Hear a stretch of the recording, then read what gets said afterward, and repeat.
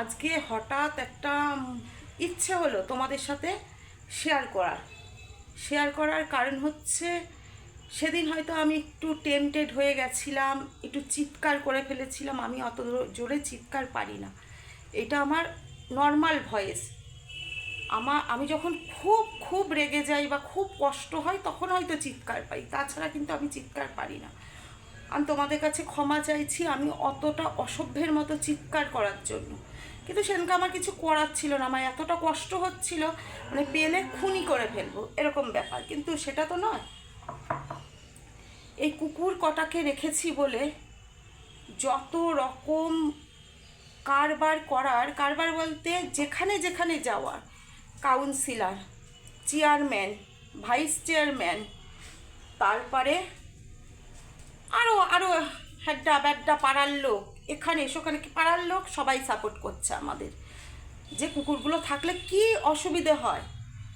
মানে এদের আমি কি বলবো, এরা হচ্ছে থামার পাত্র নয়, আজও কিন্তু থামেনি।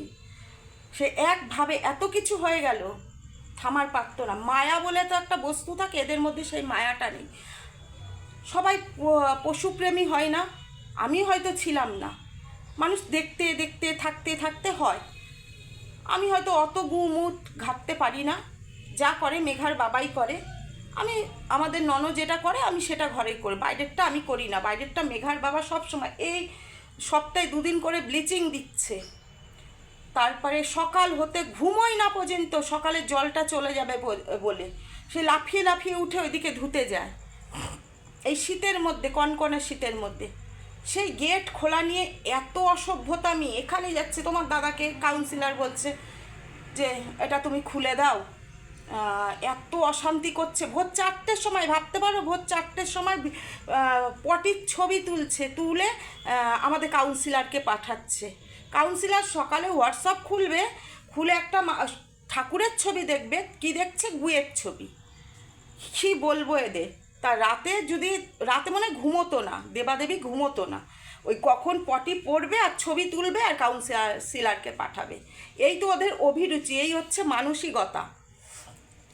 কে গেটটা খুলে দিল জানি না, জানতাম গেটটা খোলা হবে, কুকুরটা, যে কোনো কুকুর একটা একটা করে মরবে। সেই গেট খোলো, কে ঝম করে গেটটা খুলে দিল।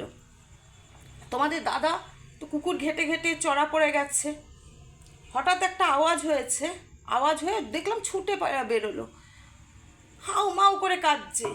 আমি দৌড়ে গেলাম, কি হয়েছে? বলছে এরকম মারা গেছে বলছি, একটা অ্যাম্বাসেডর মেরে দিয়ে আমার পুচকিটাকে চলে গেল। করতে করতে দেখো, সবাই ভালোবাসার জায়গাটা বোঝে। আমার ওই কুকুরটা, যে আমাদের গলিটা আশ্রয় জায়গা, ও তখন প্রাণ প্রায় শেষ, ও ন্যাংচাতে গলির মধ্যে ঢুকে কাত হয়ে শুয়ে পড়েছে। আমার ছোট ভাগ্নে তাড়াতাড়ি করে মাথায় জল দিল। আমি জিজ্ঞেস করলাম আছে? বললো না, মারা গেছে। তা ভাবতে পারো, একটা পশু, সে কোথায় আশ্রয়, তার নিরীহ মানে জায়গা কোথায় হচ্ছে সেফটি জায়গা, সেইখানে ঢুকে গেল। কিন্তু এদের মানসিকতা সেটা কাজ দিল না। তোমার দাদাভাইকে সন্ধেবেলায় ওর বর এসে তেড়ে মারতে আসে, আমার ননদকে আর আমার বরকে। কেন আমরা কুকুরের জন্য লড়াই করব না? আমি তো মনে করি আমার সন্তানকে আমরা যতটা করি তার থেকে বেশি করব, তো কম করব না। সকালবেলা দুপুরের খাবার আমরা দিই, বিকেলের খাবার আমার ননদ দেয়, তোমার দাদাই গিয়ে খাবারটা দিয়ে আসে। কারণ আমরা পারবো না ওই 4-5টা কুকুরের সাথে লড়াই করতে, আমরা পারবো না, আমাদের ঠেলে ফেলে দেবে। একটা মানুষের কত রকম অসুবিধে হতে পারে আমি শুধু ভাবলাম বা ভাবছি। তা এদের কি বলবো? আমার কথাগুলো তোমাদের যদি খারাপ লাগে অবশ্যই কমেন্ট করবে। আমি আবারও বলছি, সবাই কিন্তু পশুপ্রেমী নয়। আমি আছি বলে তোমাকেও পশুপ্রেমী হবে সেটা না, কিন্তু একটা অবলা জাতকে একটা আশ্রয়ের জায়গা কেড়ে নেব, এটা কি ঠিক না এটা ভুল? এটা অন্তত কমেন্ট করে আমাকে জানিও।